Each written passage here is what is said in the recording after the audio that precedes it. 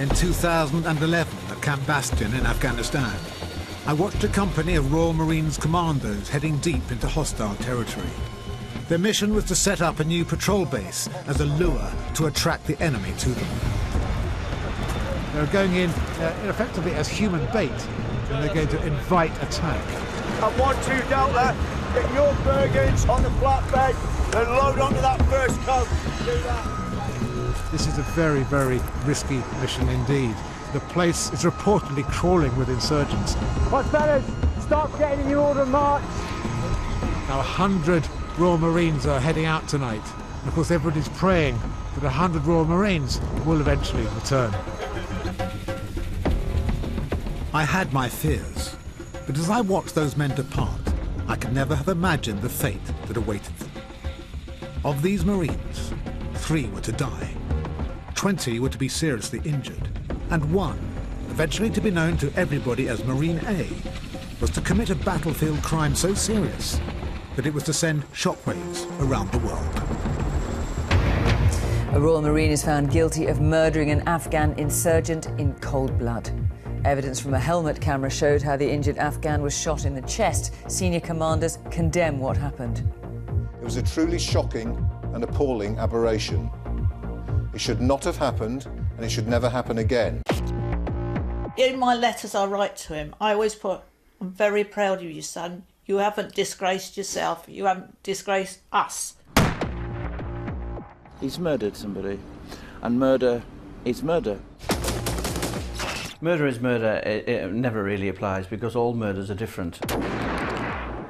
Who's to say in the kind of ebb and flow of a firefight, when all these things are going on around you, who among us might not do the same thing? Marine A is the first British serviceman to be convicted of murder on active service since the Second World War. But was the killing a tactical decision? Was it a mercy killing? Or was it a battlefield execution prompted by revenge and hatred? The act of a man traumatized by war.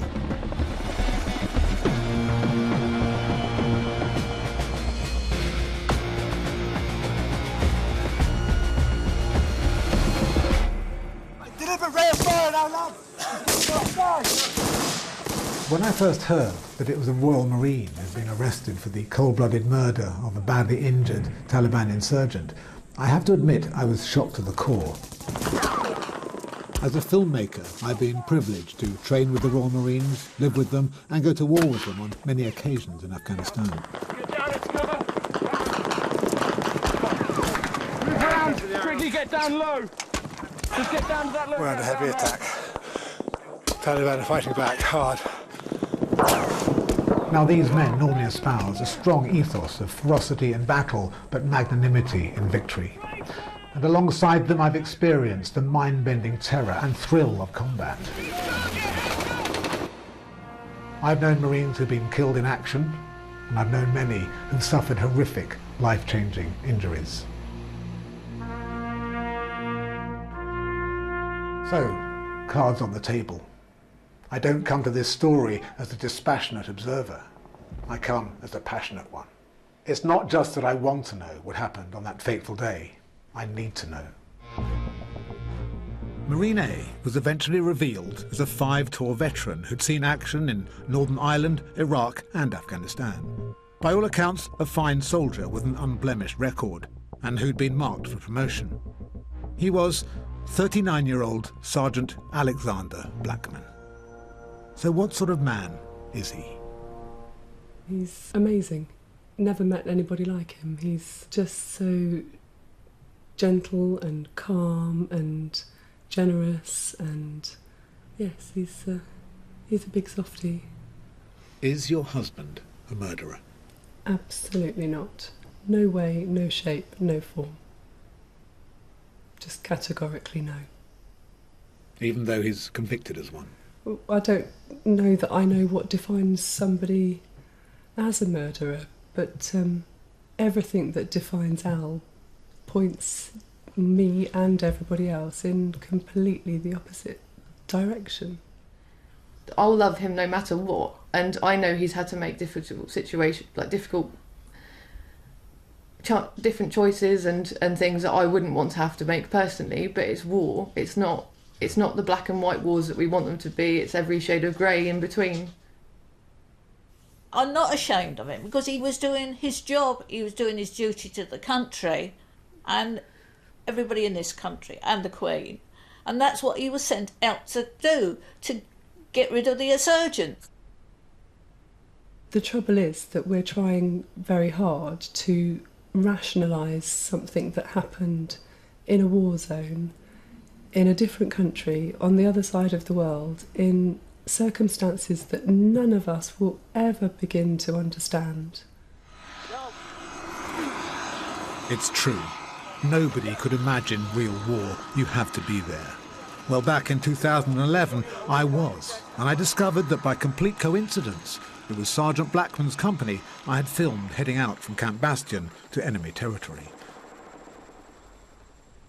Less than 2 weeks later, after they'd come under sustained and heavy attack and taken many casualties, they were relieved temporarily by another company of Royal Marines, a company that I was embedded in. So I flew into exactly the same place that Sergeant Blackman had been serving in, and was to serve in again, and where a few months on, he was to shoot that insurgent. This beleaguered British outpost, called Toki, was nothing short of a death trap set in the middle of what was described to me then as the most dangerous square mile in the world. The main threat will be IEDs.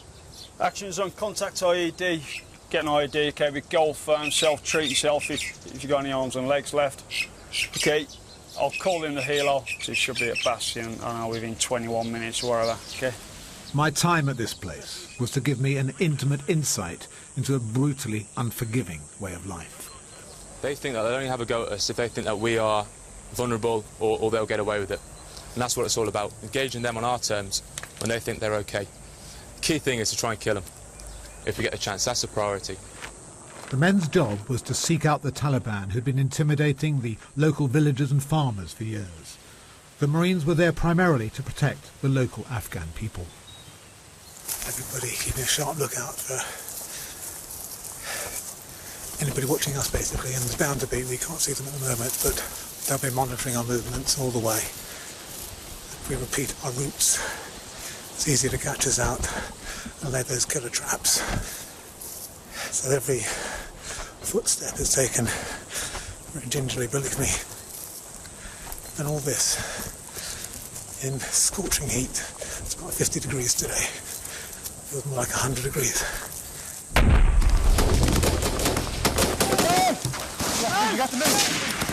By the time I got to Turkey, 4 men had been killed and many more injured, all through booby traps and mines. The best word to describe them is fucking cowards. They realise they can't stand and fight us, they're just resorting to dirty tactics, you know, and prove how cowardice they are. I mean, they get children to do their dirty work for them, you know, send them out to watch us and then reporting to us, and women, you know, if they want to flip and take us on, take us on. Don't be fucking pussies about it. You know, I fucking hate them, all of them. Well, was Sergeant Blackman a Marine who couldn't contain that sort of emotion? Whilst he could still be ferocious in battle, had he lost that famous Royal Marine ability to be magnanimous in victory? Had he simply lost the plot? The incident was captured on a fellow Marine's head camera. For legal reasons I can't show you the moving footage, but I can play you still frames and let you hear some of the audio. We're man take east. It all started with an Apache helicopter attack that left a Taliban insurgent severely injured. What followed in these cornfields spanned at least 40 minutes. You fucking bastard. You promised, fella. You're fucking like you, son. Sergeant Blackman and his men dragged the insurgent across the field and discussed what to do with him. Anybody want to do first aid on this idiot? Nope. Nope. They'd already found and removed a live grenade and a weapon hidden in the insurgents' clothes. Next comes an indication that despite initial reluctance, they at least go through the motions of patching the insurgent up. We'll patch him an FFD. That'll do, Mona. And then some sporadic talk about calling in a helicopter to evacuate the insurgent as a battlefield casualty. Better turn up a 9-9 first. Yeah, we're just waiting to get out of our line and may well be good. And there, a radio message to suggest that the insurgent was dead. Then, a few minutes later, a gunshot. Sergeant Blackman discharging his weapon into the insurgent's chest. If he was not dead, he is now. Yeah, shuffle off his mortal coil, you cunt. Nothing you would do to us. I know. Exactly. Alright. Obviously this doesn't go anywhere, fellas. Yeah, roger, mate. I've just broken the Geneva Convention. Yeah, roger. Deed done.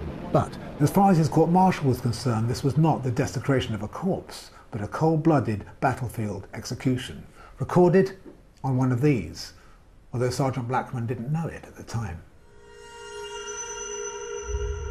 So, Blackman, caught red-handed, guilty as charged, banged to rights.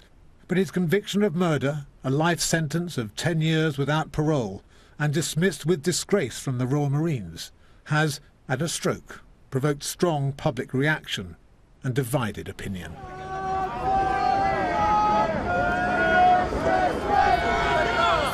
This is the day of sentencing for the killers of Lee Rigby, the British soldier brutally murdered by Muslim extremists on a South London street. The killing horrified the nation, and many here now are ex-servicemen who've come to express their outrage. You can see that all around me now. There's a lot of passion. A lot of people around here have got very distinct views, very real views, very strong views about the justice that is involved in this. And of course they've got equally strong opinions about Marine A and his conviction. He was in a theatre of war and it shouldn't even have gone as far as court. Simple as that. The whole justice system in this country has literally been flipped upside down. We're sending our soldiers to jail for life for doing their job, but we're allowing paedophiles and murderers to roam the streets. I think it's an absolute disgrace. Our soldiers have seen the mates being strung up and hung up in trees, chopped to bits. That's got to have an effect on somebody, and that, it doesn't deserve a sentence. How can it possibly be murder? You're sent to a war zone to kill. He's a Marine, his job is to kill. And his job was to kill terrorists. Ladies and gentlemen, on the 10th of April in this very building there's going to be an appeal by Marine A, Sergeant Blackman. So if everyone's willing, we're going to be back here on the April 10th to show our solidarity for a true British hero who's risked his life for this country. All right? Perhaps not surprisingly, here there is nigh on universal support for Sergeant Blackman. But this is just one poll of opinion. And let's not forget, the background to his conviction is, as he admitted, the breaking of the Geneva Convention. It is only for the protection of prisoners, the sick and wounded, and the non-combatant civilians that Article 3 of the Geneva Conventions applies. International law prohibits the following: murder, torture, cruel treatment of prisoners or taking hostages, humiliating or degrading treatment of prisoners, illegal sentencing and execution of prisoners without a fair trial by a regularly constituted court.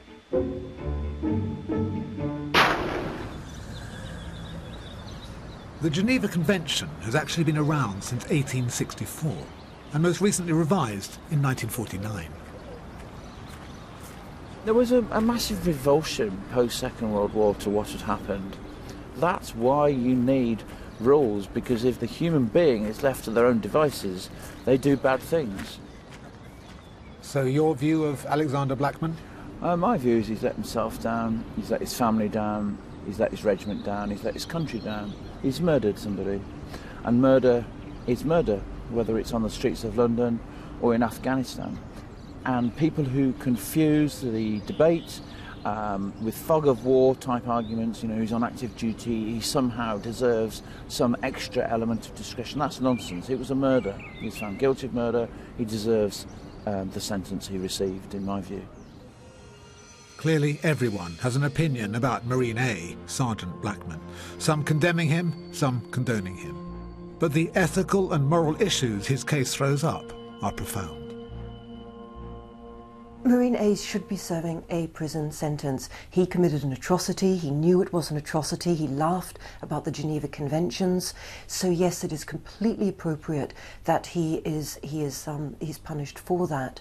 You know, war is not a free-for-all. We train our soldiers to not only to kill people but also to not kill people, to know where that line is, and we can't simply have people breaking the laws of war. We have seen in previous conflicts, the Vietnam War being the most obvious one, where there was huge complicity with the committing of atrocities, and once you start doing that, it very, very rapidly escalates and becomes an even more serious issue. So yes, it is completely right that he was convicted and that he is being punished for it. It's not a straightforward situation. There are two different moral imperatives. One is that you shouldn't kill, and the other is that if you put people in extreme situations and ask them to act on your behalf, you can't be as judgmental as you would be about a case of an ordinary murder in the street. The thing that keeps soldiers fighting isn't love of democracy or Queen and country or the things that people say. It's loyalty to the little troop of people around them that they've trained with. And they will put their lives on the line for the other people in that group in the way that they know that the others will do for them. And that sense of loyalty, that sense of solidarity, it's summed up in the phrase, a sacred band of brothers. And the word sacred is not incidental there. It goes to something really deep in the human psyche.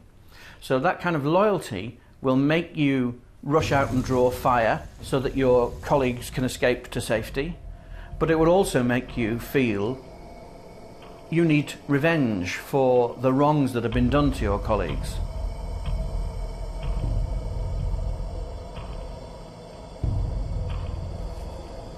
Dave Devaney was a Royal Marines commander who fought in the Falklands War.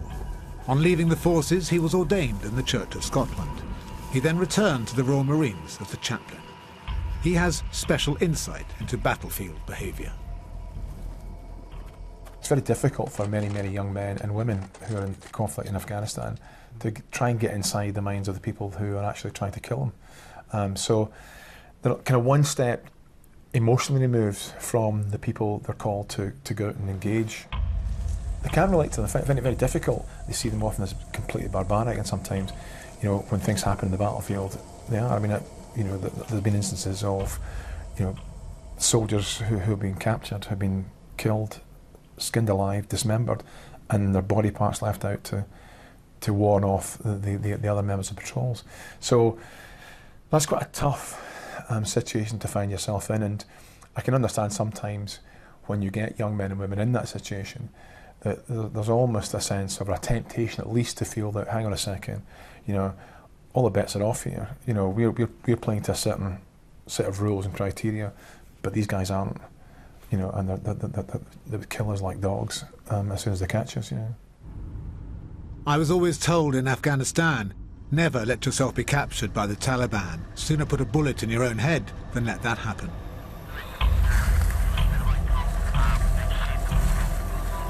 I never had to face that choice, thank God. But I'll never forget the emotional pressure of going out on patrol. Never knowing if the enemy would be hiding in the cornfields waiting to attack, or if your next footstep was going to detonate a mine, an IED.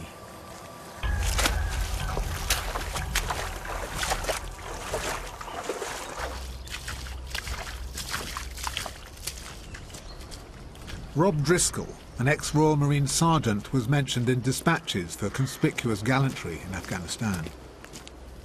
He served alongside Sergeant Blackman in the hellhole that was Toki. I think we knew that where we were going, we were the bait and we were going into the lion's den, and we kind of were lured into killing areas, and it really was just a series of ambushes on each patrol that left the safe base. Go! Yeah, safe! Unfortunately, we were outgunned on several occasions, so yeah, it was pretty hairy because we had to wait to be shot at. Ah, that's right. You couldn't shoot until you were shot at. No. If we'd have to positively ID a threat, and then that threat would then have to become a threat to us. So in theory, we could positively ID a Taliban fighter with a weapon, but until he's pointed that weapon at us, under those rules of engagement, we weren't able to return fire or protect ourselves. I recall this myself. Everyone was always on full alert when on patrol, knowing that ambush was likely. It was chilling, and doubly chilling when you had to wait for the enemy to make the first move. But those were the rules, and they were set in stone. British troops in Afghanistan are not allowed to fight until the Taliban attack them, and that puts them under psychological pressure. It's almost like fighting with one arm tied behind your back. If the soldier feels that he's not being treated fairly by the rules of engagement, that the dice is loaded against him, that can build up a sort of resentment and a feeling that this very dangerous task is being made more difficult than it should be. And you can see that that will lead to frustration, feeling of impotence, and a lowering of morale. How are you coping with the pressure? I'm not sure if coping was the right kind of answer. I think as a commander, people were looking up to me, and I had to almost project an unnerved appearance. But I was as worried as the young Marines were. In fact, probably more so, because I'd experienced what the Taliban were capable of in previous tours. So I think the way we coped was a black humour, which is typical of the Royal Marines, and from an outsider's perspective, it could almost look as if there's an element of enjoyment, and that is a survival kind of technique that you adopt in those situations. Hostile, threatening environments can lead to a view of the world and those close to you that is beyond normal experience. Gwen Adshead is a specialist in the psychology of murder. This has almost more in common with gang violence in a way than it does with, sort of type of regular homicide. The young men in gangs, I think often talk this way about taking out members of opposite gangs, and certainly have a pride and a satisfaction in taking out other guys, and would have no question of holding back, and the rules don't apply. Knowing that it may be wrong in the eyes of others, but from their own perspective, in terms of the code of the gang warfare, as it were, there's a type of honour to it. Of course, in theory, armies fighting other armies are not like gangs, but that I guess that many people would say is that those classical rules of war, the notion of two armies meeting and playing by the rules, has gone out the window a long time ago. Rob, the day Sergeant Blackman shot the insurgent, do you recall the circumstances? Well, I remember the day very well. We'd been out on patrol. We'd actually been engaged on that patrol, and we'd had to essentially withdraw from the area, and we were unable to complete our task because it would have meant going forward into an area where we knew that there were a lot of Taliban. So I was in the checkpoint when events unfolded, and I was relieved when ultimately the Taliban insurgent died. It did mean that we wouldn't have to mobilise a medical evacuation helicopter. Tactically, they would have done anything to incur more injuries on ISAF troops. If they could shoot a helicopter down, well then, we would have handed them the trophy.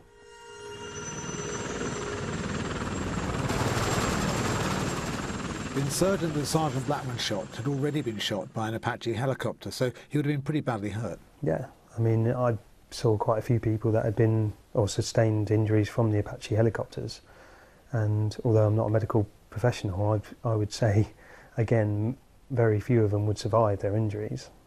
So, Rob, what would you have done? In my professional view, I wouldn't have approached a injured Taliban fighter. I would have eliminated that threat from a distance. So I think, if I'm really, really honest, I probably would have done the same. In that kind of situation, when you see friends being killed, or even when you look down on enemy dead, you always think that could be me. It's human nature. You look, I remember looking at dead Argentines in Mount Harriet and thinking, my gosh, that's someone's husband or son or whatever. And that could easily have been me tonight. So you take that away with you. And I look back on it and think, well, I did exactly what I had to do as a professional young Royal Marine commando, but also I grew up, if you like, in the midst of that conflict. But let me ask you, Dave, I know you're a chaplain, but can you say, hand on heart, that you might not have done exactly the same as Blackman?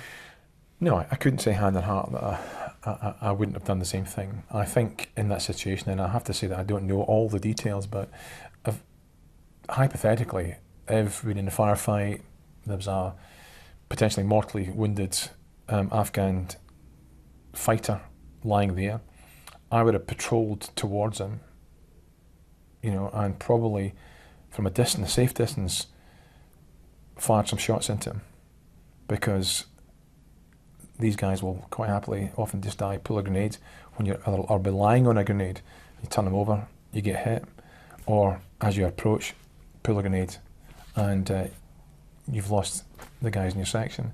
And I think as a senior NCO tasked with the care of my team, then I would all probability for the safety of my guys would have shot into his body until I was convinced the guy was no longer a threat. I'm not a combatant, of course. I shoot with a camera, not a gun.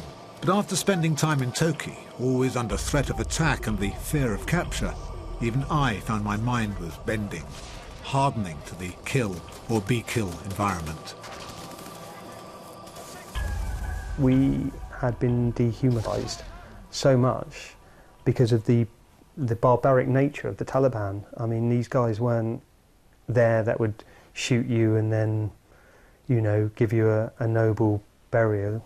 They would hang you up in a tree and crucify you and cut off your testicles, put them in your mouth. That's the nature of the people we were dealing with. How do you deal with an enemy like that?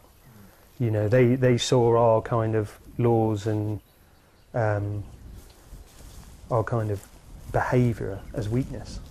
Do we walk around being the weak security force, or do we have to project an air of Taliban masculinity? It's a huge adaptation that every single Marine or every single combat soldier that has dealt with the Taliban will have had to go through. And I think, we had to almost equalise their brutality within the laws imposed on us, which is very hard.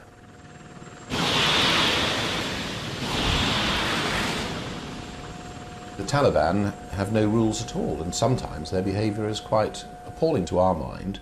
Indeed, there's no moral equivalence, I believe, between one of our soldiers, a Marine or soldier, who's joined up to protect his nation, has gone through proper training, has been taught how to behave and things, and a terrorist who actually their stated aim actually is to kill innocent civilians because they want to draw attention to their cause. So there's no moral equivalence there. The kind of pressures that are on these men when they're in that situation are very, very hard to imagine for those who haven't been in that kind of situation. And when they get to grips with the enemy, when they come face to face with the enemy, an enemy, let's not forget, that has absolutely no scruples, that does not play fair, does not play by the rules, that is quite happy to cut people up, torture them, hang their limbs up from trees, that then when our soldiers are faced with these people who have killed their own men, then yes, you can hope that they will not behave in the kind of way that Sergeant Blackman did. You can train them not to, but you can't guarantee they won't. It's the nature of conflict, it's the nature of war. In the early days of the Afghan conflict, when it was, relatively speaking, a conventional shooting war, there was, I would say, a begrudging respect for the Taliban as fierce but courageous warriors. But in later years, when the Taliban started resorting to brutal guerrilla tactics, they were increasingly demonized. Most of the young men and women who are out there on the battlefield in Afghanistan do not understand that culture. And in some respects see these guys who are these insurgents, these Taliban fighters as something less than human, especially when they see their friends, their mates, their oppos being brutally killed and barbarously dealt with, even after death. No matter what the British Army or the British government or the British population thinks of the Taliban and the various factions fighting within the Taliban do not see themselves as murdering terrorists. That's not how they see themselves. How they see themselves, they have all kinds of rationales for what they're doing. But the overall justification for the kind of methods they use is they are the weaker side. They are the weaker side, therefore they're obliged to use whatever methods can get them results. The thing is, once one side starts breaking the rules, there's always a danger that the other side will too. This has happened throughout the history of warfare, and is always accelerated if there's an obvious cultural disconnect between foes. The Afghan people are perceived as being extremely so different from your sort of British soldier, and the culture is so different that it makes it very easy to sort of assume, well, maybe they don't really feel as much, maybe they all are actually terrorists, you know, their lives aren't worth as much as the British lives. So you treat the enemy as though they are lesser human, or maybe not even human at all. They're just animals to be hunted. They're fair game. It's an attempt to ignore the fact that, of course, the person that you are killing, the person you are mutilating, is flesh and blood like you, has a wife, has children the same age as your children, has an aged grandmother or whatever. So dehumanizing them tries to alleviate that guilt. Yes, Japanese is very funny people. You might not call them human beings, they're more like animals. The better estimation of them is more like field rats.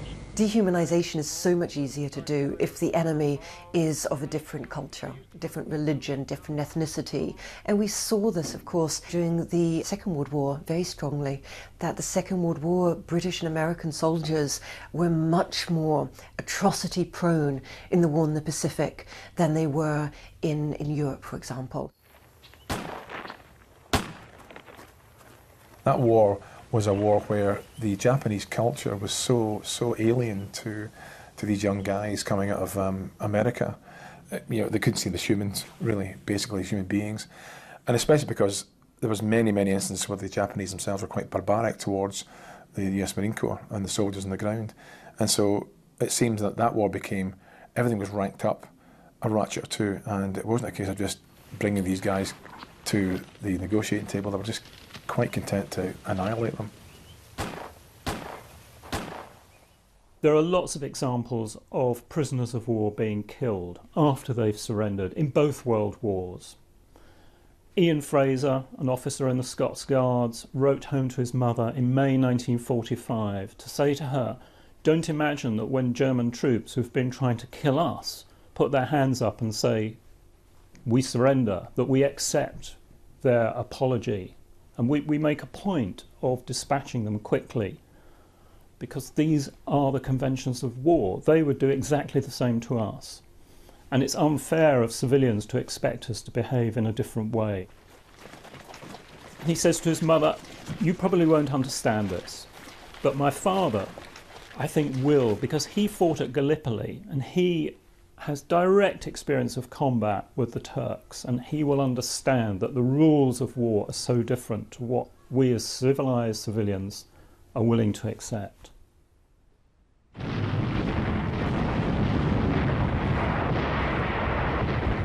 The reality is, once you get involved in heavy fighting, things change. A city is literally being wiped out before your eyes. Explosions and fires are sucking the oxygen from the air. Nothing can live in this inferno. Who would have thought in 1939 that we would firebomb major cities with the aim of immolating children, women, all of these things? It would have been inconceivable. But as you fight, things change. That's what's so horrible about war. That's why it's much better if you don't end up in wars. And yes, you need rules, and there are rules, and it's quite clear if you've broken them. And there's no doubt that this Marine did break the rules. But I think you have to take all those other factors into account. Yeah, shock rockets, mortal core, you can. Nothing you would do to us. I know. Exactly.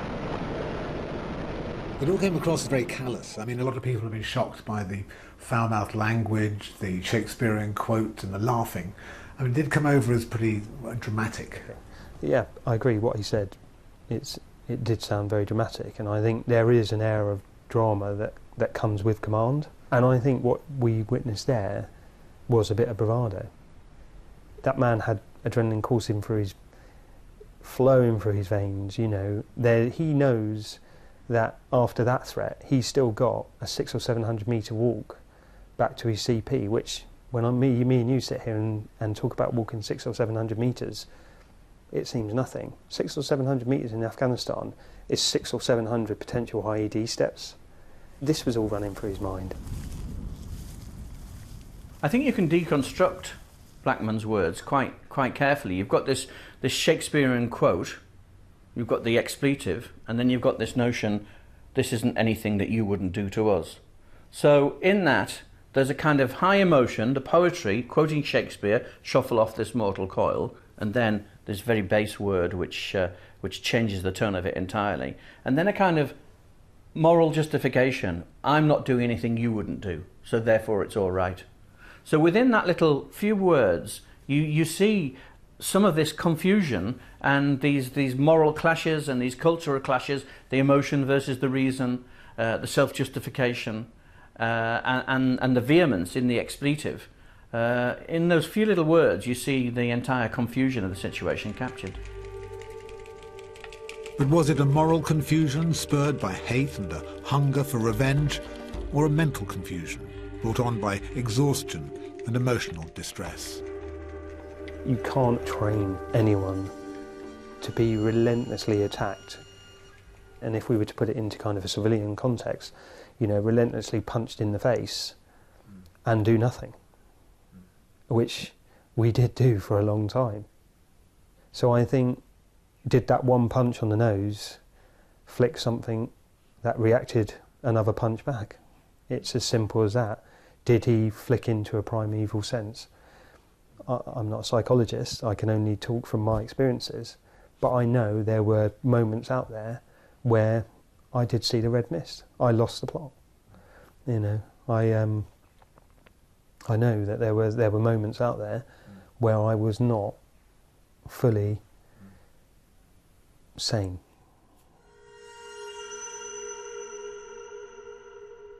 It's been described as a moment of madness, and I think that describes it perfectly. He can't undo it. I'm sure he'd love to meet Doctor Who, travel back in time and undo that moment. I don't doubt it for a second. I'm still not sure that we quite should have led us to where we are now. But yeah, if we could, absolutely. In a millisecond. If you had to put a label on it, why not call it a moment of madness? Because I think that's probably that's the most digestible phrase. I think if you look into depth what a moment of madness is, then maybe you can see what was happening with Al. We're only human, and we actually only undergo a year's worth of training. It's an incredibly efficient year's worth of training, but they haven't removed our brain and inserted a computer which completely obeys orders. We're as professional as we can be. I think my point is, how do you train for that moment? How do you install this moral compass? And as much as that moral compass wants to do the right thing, sometimes you're overcome by other emotions and there are other bigger considerations. When I heard the footage, I wasn't actually shocked. You know, these things are happening all the time. In any war, they're happening, other people are doing it. The difference here is that Marine A got caught. He got caught on camera. It's right that he's punished for that, but I don't think we should fool ourselves that this is an isolated case. It's happening all the time. The National. Here is Brian Stewart. Good evening. A Canadian soldier is facing a charge of second-degree murder tonight. Captain Robert Semrau is accused of killing a presumed insurgent in Afghanistan, a man allegedly unarmed at the time. On October 18th, Captain Robert Semrau gave this interview to a U.S. Army journalist about an upcoming operation in Helmand Province. We'll do some aggressive patrolling, some defensive work, and try and root out the Taliban and kill and capture them. A short time later, he was allegedly involved in an incident there that turned him from a mentor into an accused murderer. It's uncanny how many similarities there are between Rob Semrau's case and Alexander Blackman's. Both NATO soldiers who shoot a Taliban insurgent allegedly dead or dying after an attack by an Apache helicopter. A key difference is that Semrau, with some witnesses claiming this to have been a mercy killing, was ultimately found not guilty of murder. He was dismissed from service, however, and is now living free in Ottawa, though still imprisoned by his memories. You couldn't pay me enough to go back to that place. No desire to ever go back. It's, you know, it's literally the dark side of the moon with mines.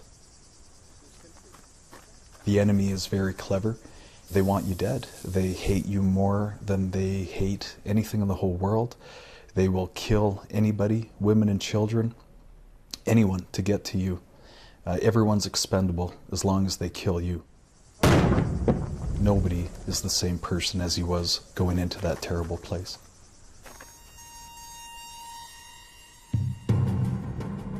On the day in question, Semrau and his unit, after heavy fighting, came across a scene of utter devastation following an Apache airstrike. If you haven't seen what an Apache gunship can do to a human being, you haven't seen anything. It's as though the hand of God comes down from the sky and just rips people apart. And we came across grievously wounded Taliban. I looked up in the trees and saw what looked like sausage links dangling from the trees, and my brain said, cannot compute, cannot compute. I didn't understand what sausage links would be doing in the trees until I realized it was human intestines. The Apache gunship had shot this Taliban, I guess, out of the tree and ripped him apart. His foot was severed, his leg was severed and up over his shoulders with just a piece of muscle connecting it. Somebody said there was like a dinner plate sized chunk ripped out of his midsection, almost like a shark bite.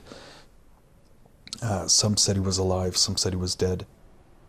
But then you were accused of his murder. What I was later accused of was second-degree murder, in that the prosecution believed he was still alive, and I shot him with the intention of killing him. Witnesses attributed to me the words that I couldn't live with myself if I left a fellow human being in this condition. But how do you treat somebody like that? I've realized a few things, and it's that war many times leaves you with a choice between bad and worse. There is no good choice. There is no good option. And in many situations, you're damned if you do and you're damned if you don't. The way the charges were set up against me, if I acted humanely and compassionately and I ended this Taliban's life, I'm a murderer, according to Canadian law, and I'm damned. If we decide to leave him, then I'm damned in that situation because I failed to perform a military duty, in that I didn't stay put and try and do something. So I'm in trouble either way. If we stayed and tried to treat him, then in all likelihood we're going to be surrounded, much as I imagine in Blackman's case. The enemy is there. We've managed to chase him away, but he is recouping, and he can come after us again. Then me and my team are surrounded and killed. And we're lucky to only be killed. So any way you look at the situation, you lose. Semrau was acquitted of murder, but convicted of disgraceful conduct for shooting an unarmed, severely injured Taliban fighter, and dismissed from the Canadian Army.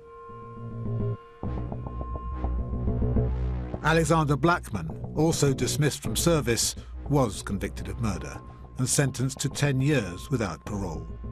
The court-martial did not accept his story that he thought the insurgent was dead.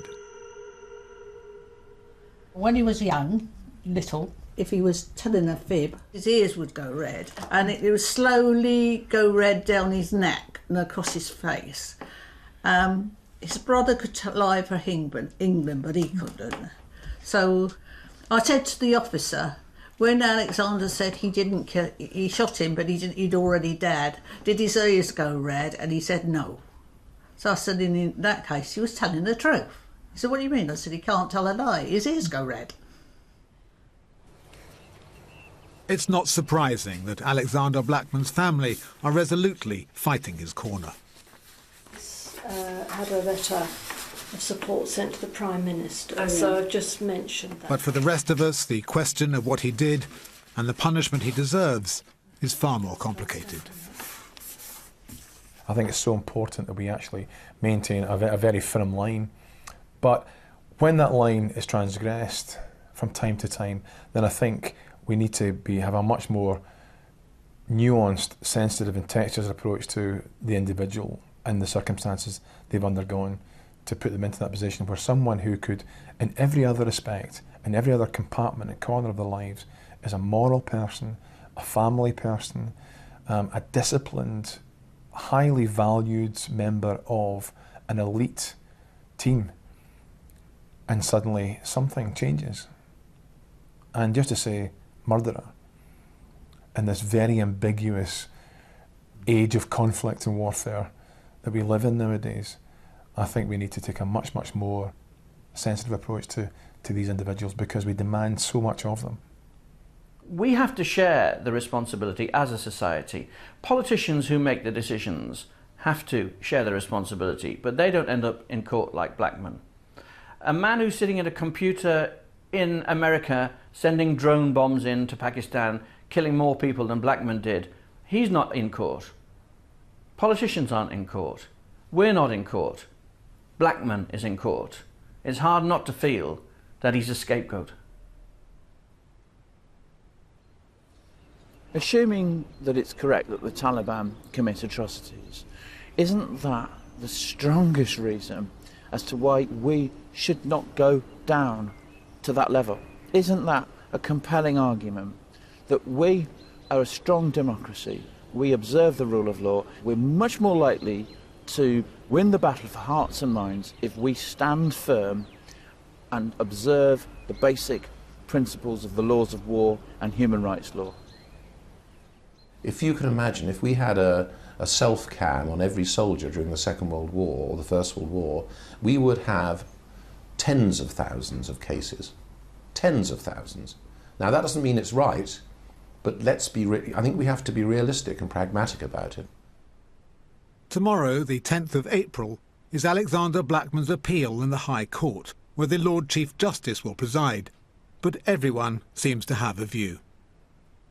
Some judge Alexander Blackman. Some refuse to judge him. Some revile him, some revere him. There are extremes of opinion, and many shades of opinion in between. Of course, one person I can't talk to in this tragic story is the insurgent himself. A ruthless enemy he might have been, but he was also someone's son, someone's brother, and maybe someone's father, who knows. So let me leave you with this question. Given what you now know, given what you've seen, given what you've heard, imagine yourself in Helmand. Imagine yourself faced with that injured insurgent after bloody battle. Imagine yourself a Royal Marine sergeant. And ask yourself this question. What would I do?